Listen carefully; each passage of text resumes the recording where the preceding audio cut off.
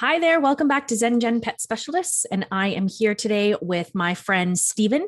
And Stephen is our cat behavioral expert and pro. Welcome back, Stephen.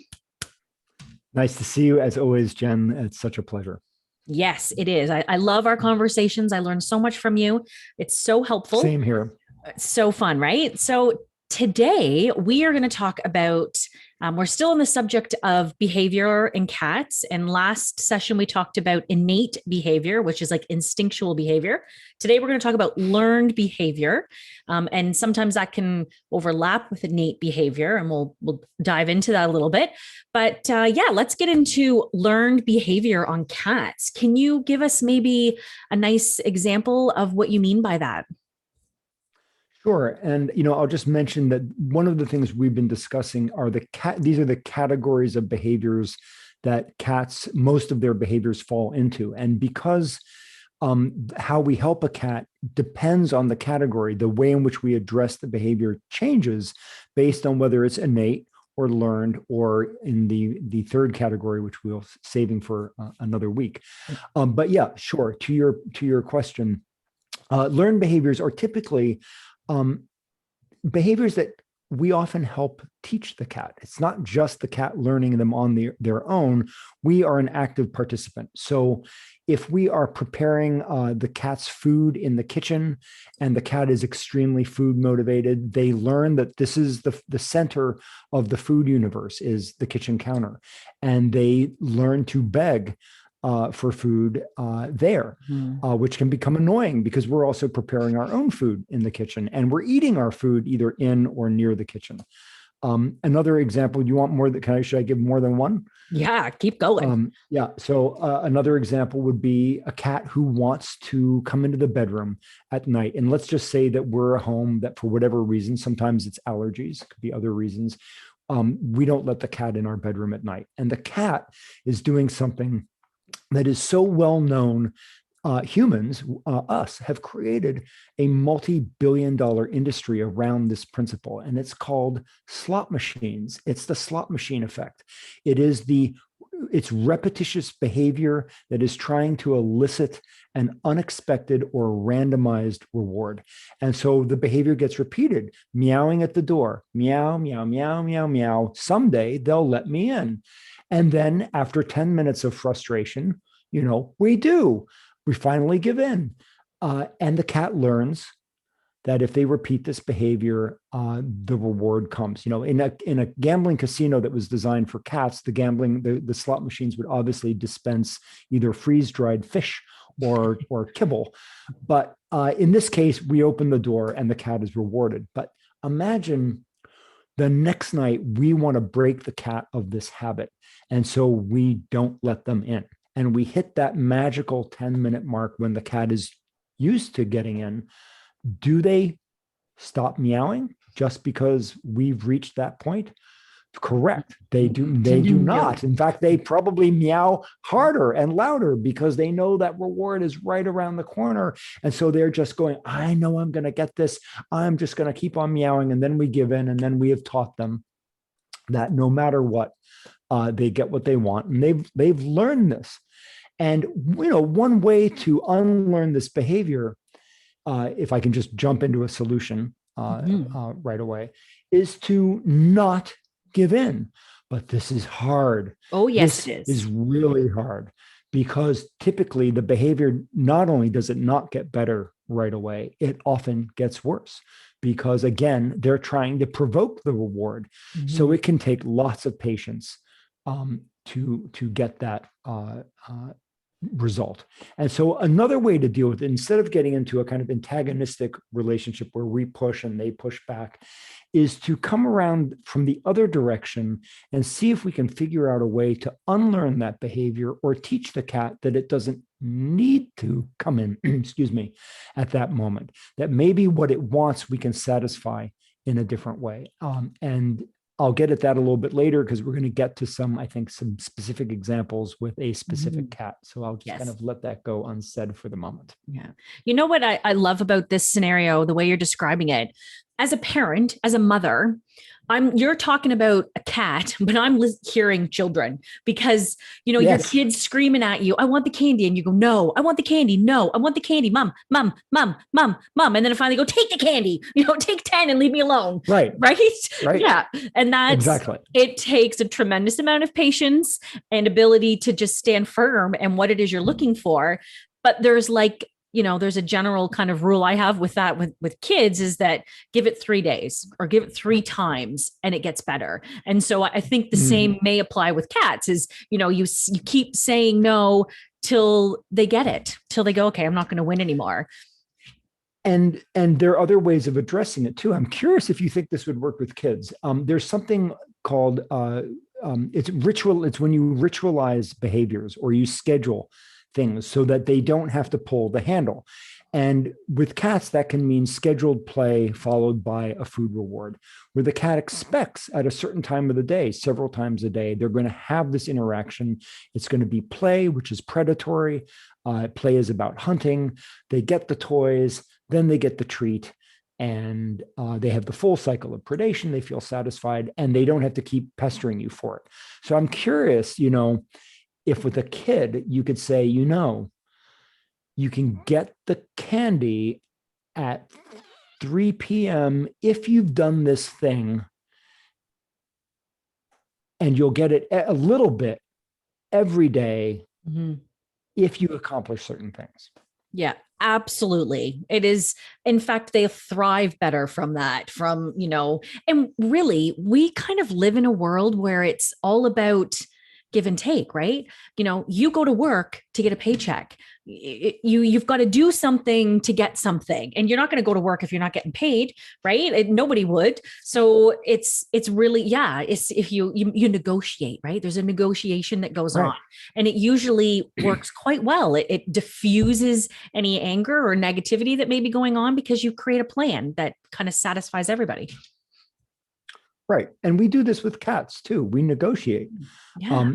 And it's easier to kind of work with the cat collaboratively on this negotiation and say, hey, what is it you want? It's not just me saying, no, you can't have this thing. It's like, well, what does the cat really need in its life that I am not providing at this moment? Can I provide it in a different way? And teach it a new behavior set. Yeah. And so let's get into this example. You helped me weeks back with my old cat at the time. He has since passed since you helped me out, but we were experiencing him howling late at night or sorry, not late at night, really early in the morning, like 5 o'clock in the morning.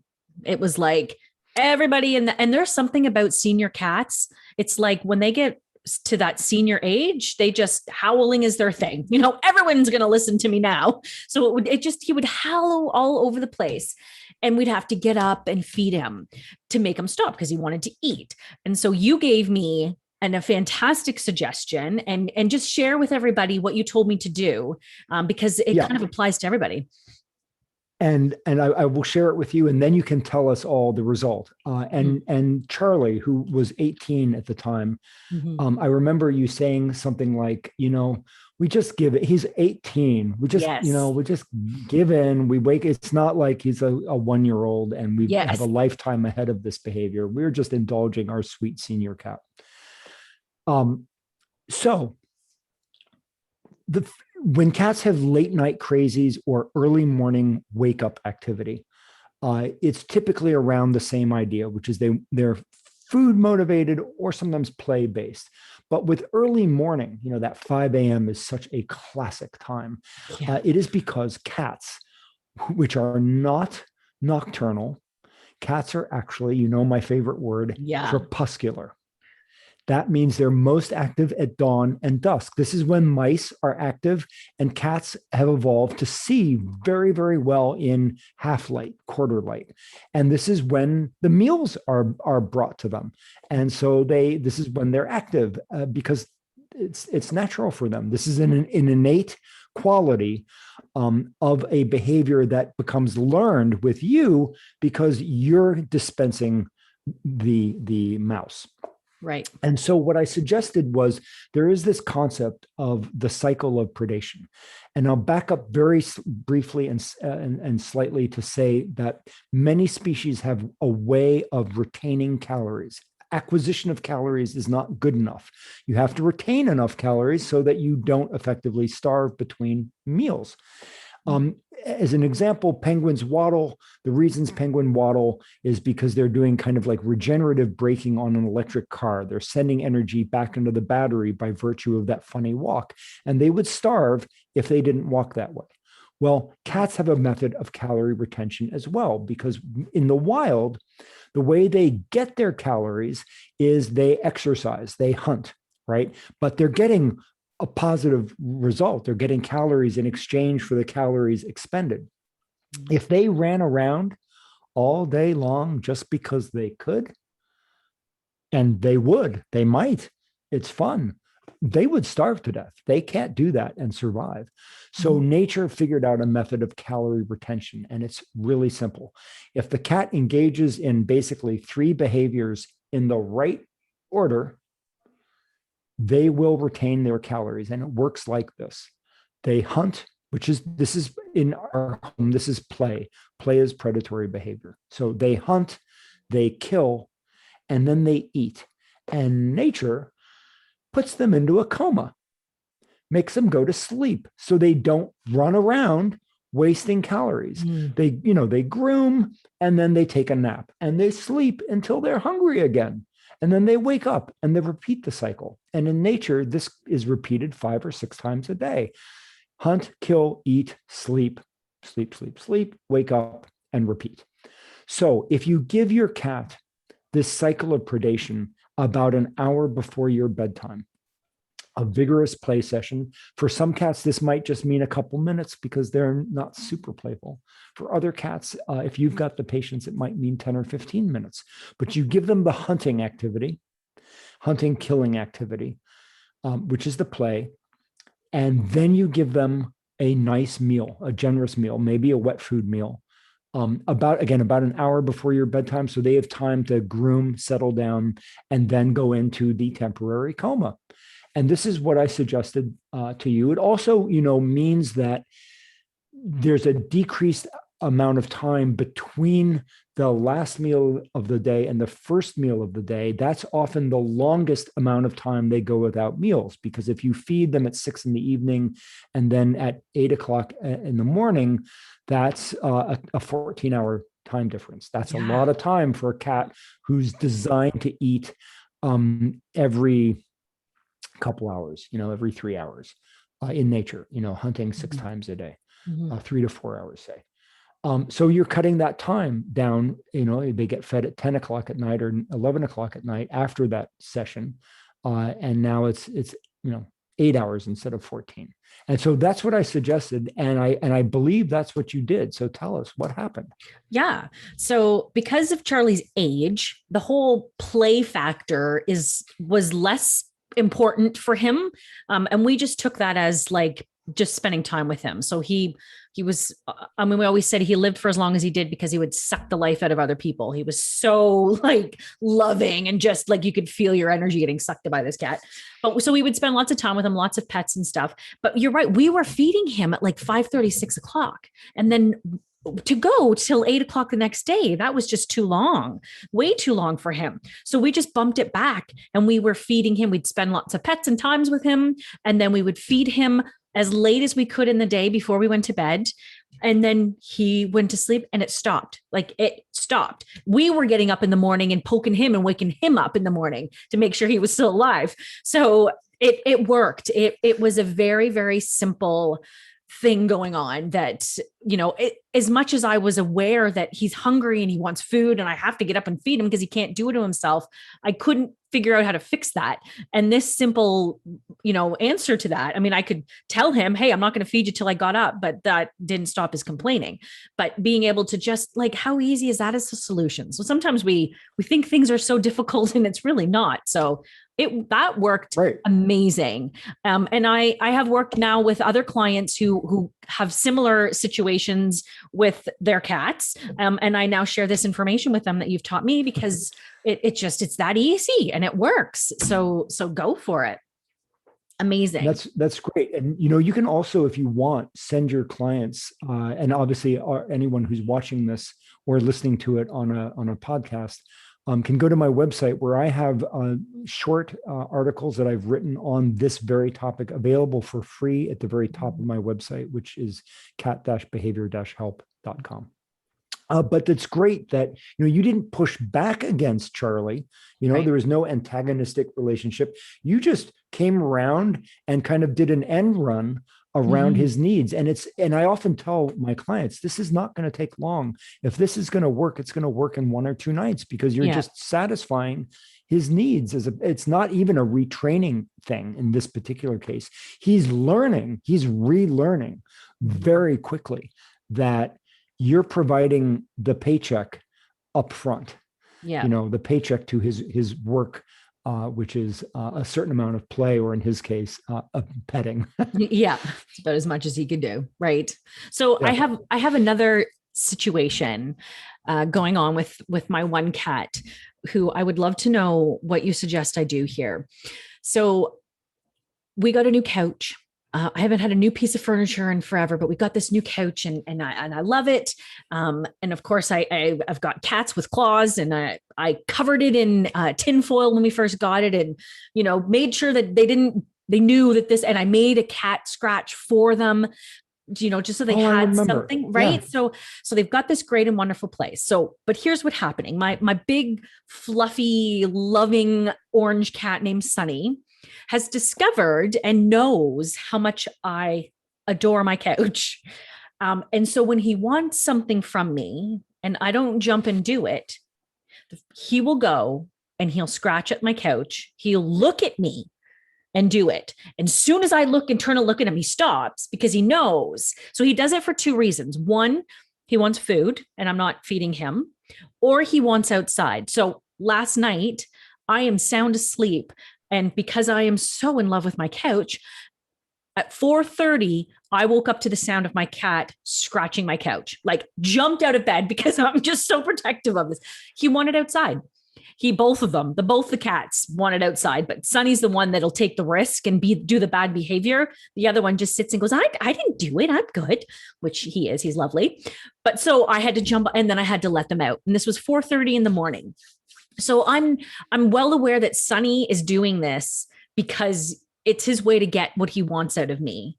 And I'm not sure, I'm learning, okay, got to feed him when he wants to be fed, or keep a good routine in that feeding them a couple more in a day rather than just twice a day, feeding them in the morning, kind of midday snack for them, and then a later evening. So that's helping with the food.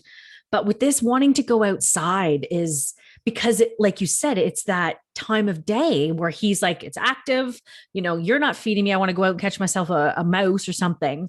I want out. And that's his way of waking me. And I'm really not sure the best way to address this. So this is, can I phone a friend? It's a tough one. Yeah. This is tough because he knows that you have a special relationship with Mr. Sofa, with Mr. Couch, or do you call them Chesterfields in Canada? Is that still a thing? Nobody does. They say we do, but I don't say that. No. You don't. Okay. All right. So he knows that Mr. Couch is like one of your best friends. And I had a cat who did this too. It's exactly what you showed. He goes like this. Oh. Are you going to, right? So, this is an idea of either figuring out a workaround or making the couch so unattractive to him that it doesn't work for him anymore. And the third possibility, so workaround, make the couch be super unattractive, or teach him that you are getting a divorce from Mr. Couch, that you don't really like the couch anymore. And that's tricky, because that could mean that for the next week or so, you don't sit on it.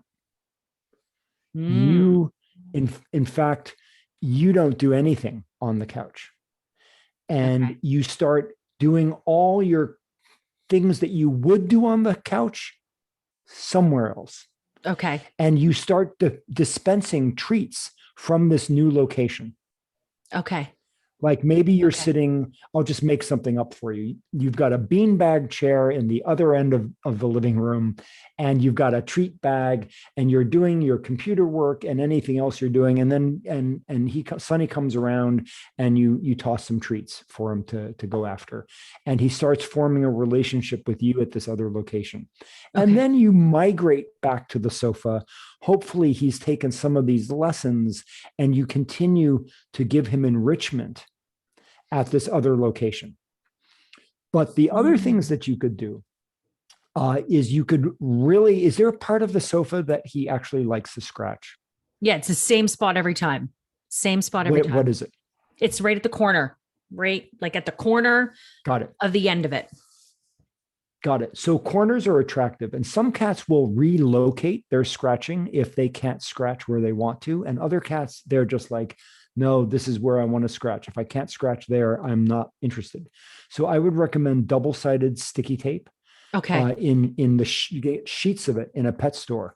Maybe we can put some links up at the end of today's Yeah. broadcast, because I've got two good links, one for it in rolls and one for it in sheets. And you put it on the corner, and he's like, ooh, that doesn't feel good. And maybe you put your scratching post next to it, and you give him treats when he uses the scratching post as opposed to the sofa. So he Okay. gets his food reward in response to a good behavior, not the bad behavior. And then Right. lastly, and this is a personal thing that some people can do and other people can't. There are lots of reasons for or against, and I'm not going to impose it on you. But there's the idea that you put in a cat door, maybe a microchip reading cat door that only allows him to go out, or one with a timer that also has some time of day restrictions on it that lets him let himself out. Yeah, we've actually talked about that, because that's a great idea, is giving him that access to go, because he wants to go at hours of the night that, otherwise I kick him out and he has to spend all night outside, which I know he doesn't want to do. He doesn't want to spend the all night. He wants to spend, that dusk and dawn timing. So that's actually a great idea. I like the idea of a cat. Yeah, if you're comfortable with that, there's a whole variety. There's some that are timer based, some that require that you wear. If you don't have a microchip, you can actually get an RFID tag that goes around a collar, and it's the same thing as the microchip. It opens the door when you get near it. And again, or if you don't need it to be microchip based, if any of your cats are free to use it, then you could just get a basic cat door. It's less expensive, but it's simple to do. It's a little Saturday afternoon project. Yeah. And might require some teaching, right? The microchip door, sometimes you have to put a little bit of pressure against the door to get it to open. But if you do all three of those things, the double-sided tape, the divorce from Mr. Sofa for a week, the reestablishing of a happy place for scratching near the sofa with reward, with treats, and the cat door, I think you'll be all fixed up. Yeah, I think so too. I think those are all great suggestions, not only for me, but for other people out there that are, kind of in this same scenario with their extremely smart and slightly manipulative cats, because they are. And Right. this is just the way we deal with it. Yeah. God love them though, right? Like I couldn't, as much as it irks me, it's I just love them, because then I see his fluffy little face, and before you know it, you're loving them again, and they know it. They're just they take advantage of that. And often Jenny appears on my shoulder during these recordings. She's not today. She was busy taking a nap. She's busy taking a nap. Good for her. Yep. Good for her. If we could all be more busy napping, that would be great. That's amazing. So I hope this has been great. Yeah, I think this is really helpful for people and some of these behaviors.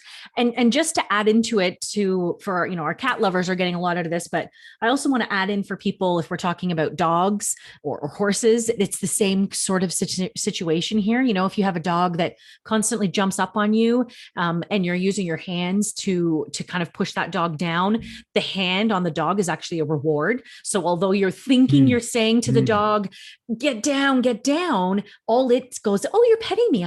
This must be great. You love this. So we send Right. these mixed signals. Absolutely. And it's the same with cats because cats they know what a prey response is. And if, let's say, the cat does something you don't like, they come at you, they pester you, they scratch you a little bit, and you're like, ah, and you raise your hands and you run away. You're giving the cat a prey response. That's what mice do. They squeal and they run away. And so you're actually giving a positive response when you think you're kind of giving a negative one. Yes. Yeah. It's so helpful to just get educated, right? The more we know, the more we're like, oh, that makes so much sense, right? It's just, there's solutions out there. So I love that we're getting together and we're sharing this stuff for people because we just want people to live happily ever after and in harmony in their homes with their animals. Because so many people live with animals or sharing their life with them. And so we want the best for everybody. Absolutely. Absolutely true. Awesome. Well, thank you so much, Stephen. This has been very, very helpful. And next week, we're going to talk about fear. Was that the topic for next week? Fear, stress, anxiety, and being conflicted. Oh, and right. The behaviors that come about from these emotions and releasing the cat from the emotion. That's the goal. So they don't have to engage in that behavior. And it's a great topic. And I'm really looking forward to talking about that one because you've got a lot of good tips in there on that one. So until next week, you have a great week and see you next week. You too. It's been great as always. Take care. Take care.